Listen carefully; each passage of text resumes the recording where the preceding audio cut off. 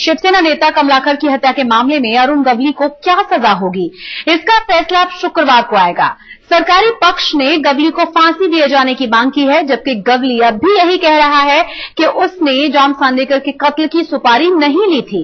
करीब 49 मामलों में आरोपी गवली को आज कोर्ट में भगवान की याद भी आ गई।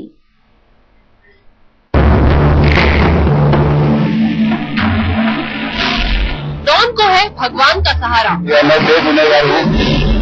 डॉन को है अभी भी उम्मीद।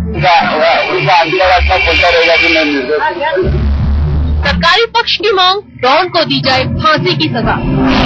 गवली ने मंगलवार को कोर्ट में अपनी आखिरी दलील रखते हुए जज को कहा, मैं जब भी जेल से बाहर आता हूँ, सरकार कोई न कोई आरोप लगाकर मुझे फिर गिरफ्तार कर लेती है। ये आरोप भी फर्जी हैं। अगर मुझे पैसे ही चाहिए होते तो मैं बीएमसी में शिवसेना का साथ देने के लिए या राज्य में सरकार को बचाने के लिए पैसे लेता, लेकिन किसी को मरवा कर मैं 30 लाख रुपए क्यों लूंगा।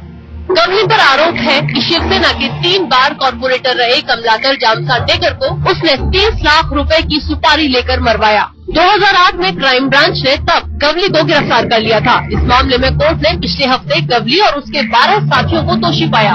उस समय भी गवली ने अपने बुढ़ापे और परिवार की देखभाल करने का हवाला देकर रहम की मांग की थी, जबकि सरकारी पक्ष गवली को फांसी पर लटकाए जाने की मांग कर रहा है। वहीं गवली ने अभी से ही आदेश के खिलाफ ऊपरी अदालत में अपील करने का मन बना लिया है।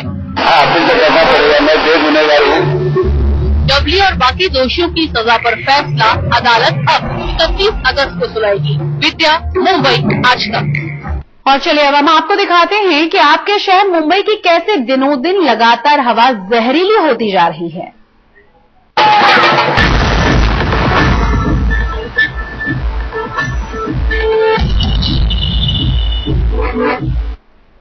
एक जमाना था जब मुंबई शहर अपनी अच्छी आबोहवा के लिए जाना जाता था, मगर आज प्रदूषण के चलते यहां रहना मुश्किल हो गया है, क्योंकि शहर की आबोहवा जहरीली होती जा रही है। यह खुलासा हुआ है खुद बीएमसी की एक रिपोर्ट में, जिसके मुताबिक पिछले साल के मुकाबले मुंबई में वायु प्रदूषण काफी बढ़ गया है। इसके लिए सबसे ज्यादा जिम्मेदार हैं चारों तरफ से हो रहा कंस्ट्रक्शन और सड़क पर दौड़ने वाली लाखों गाड़ियां।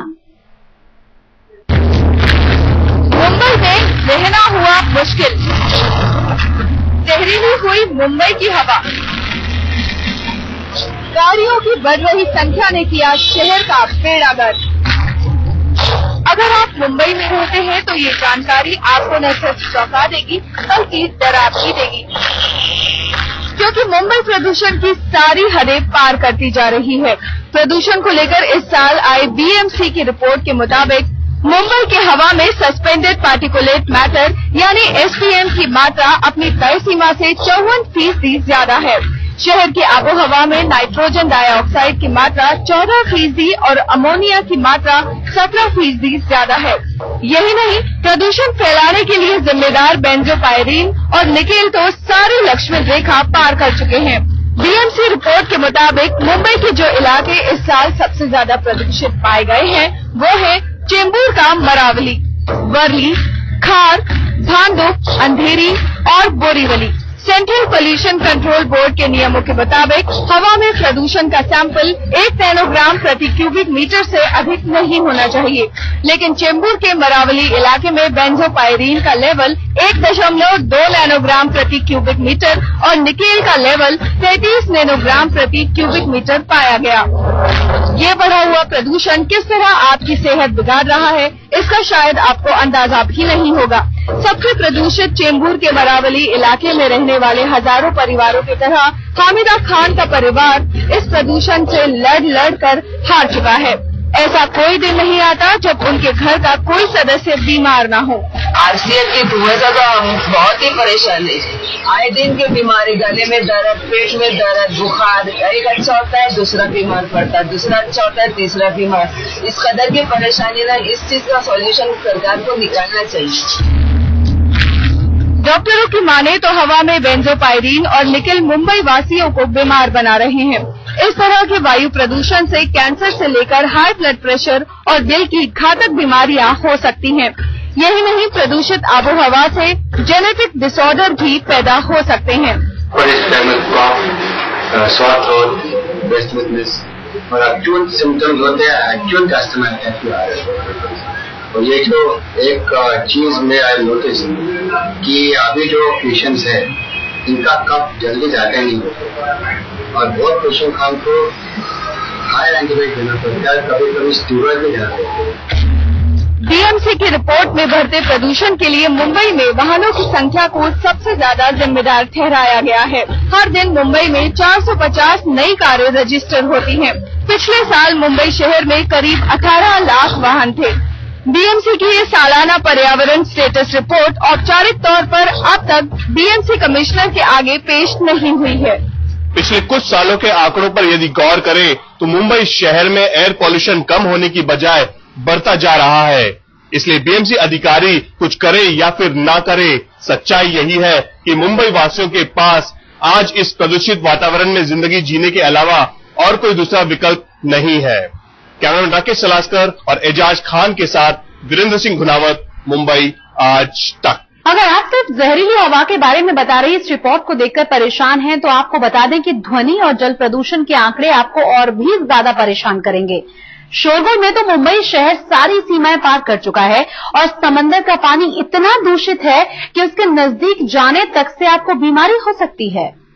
सेंट्रल पोल्यूशन कंट्रोल बोर्ड ने एक रिपोर्ट में लिखे आए हैं कि Mumbai is the noisiest city in the world, और बीएमसी का जो अभी का रिपोर्ट है वो पहली बार उसको कंफर्म करता है।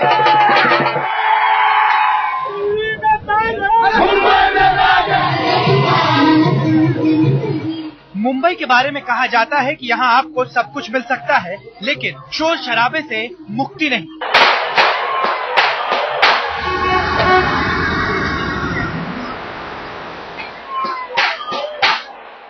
कभी गणेशोत्सव तो कभी दही हांडी तो कभी और कोई त्योहार, कहीं रैली तो कहीं मोर्चा।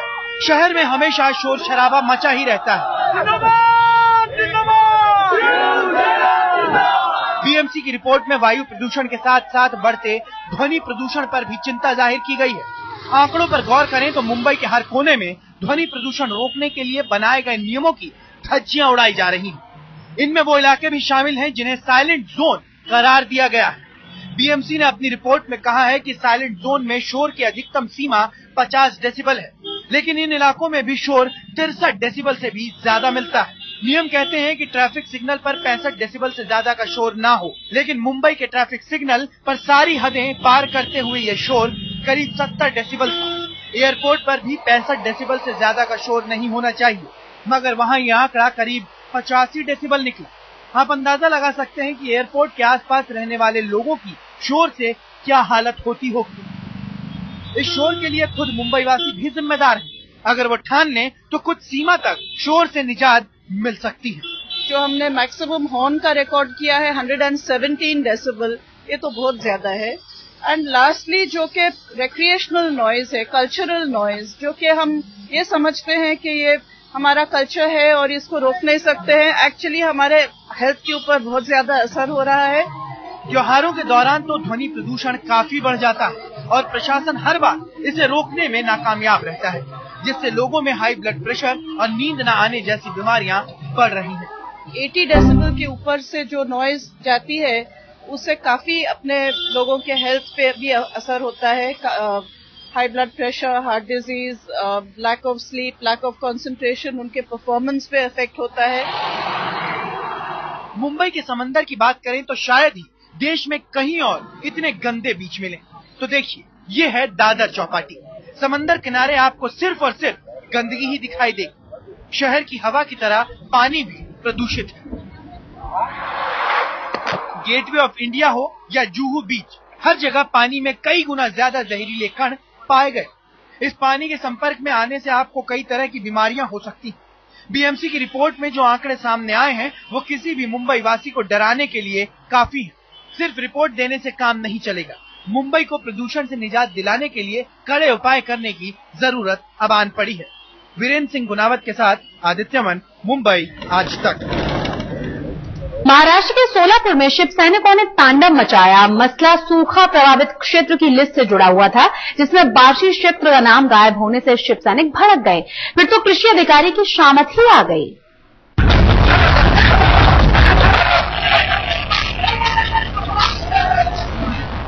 शिवसेना का जोरदार हंगामा। अफसर को बनाया निशाना, जानवरों की हड्डी की पहनाई माला।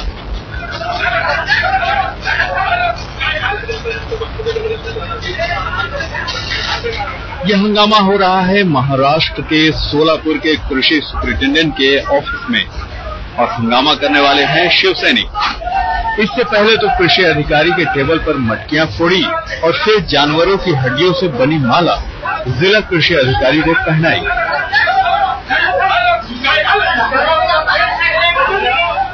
दरअसल महाराष्ट्र सरकार ने 4 दिन पहले सूखा प्रभावित 123 तहसीलों की लिस्ट जारी की थी, जिसमें इस लिस्ट में सूखे की मार झेल रहा बाशिर क्षेत्र का नाम नहीं है, जिससे शिव सैनिकों का गुस्सा 7वें आसमान पर जा पहुंचा और फिर उनके गुस्से का शिकार बन गए जिला कृषि अधिकारी।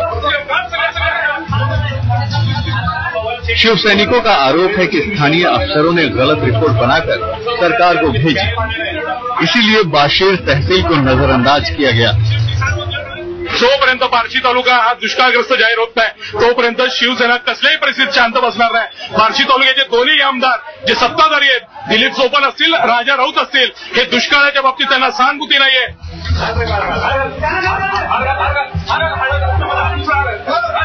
आखिरकार पुलिस आई और कृषि अधिकारी के दफ्तर में हंगामा मचा रहे शिव सैनिकों को गिरफ्तार कर लिया, जिसके बाद कृषि अधिकारी की किसी तरह जान बच सकी। प्रवीण सबका, सोलापुर, आज तक। पुणे में एक रिजॉर्ट में फ्रेशर्स पार्टी मनाते 800 स्कूली छात्रों को पुलिस ने चेतावनी देकर छोड़ दिया। हालांकि इस अवैध पार्टी के 2 आयोजकों को पुलिस ने गिरफ्तार कर लिया है। दरअसल ये सभी स्कूली छात्र 18 साल से कम उम्र के हैं और एक रिजॉर्ट में शराब पीकर स्विमिंग पूल में डांस कर रहे थे। पुलिस ने कोंडवा के जिस रिजॉर्ट में छापा मारा वो शरद पवार के भतीजे जयंत पवार का है।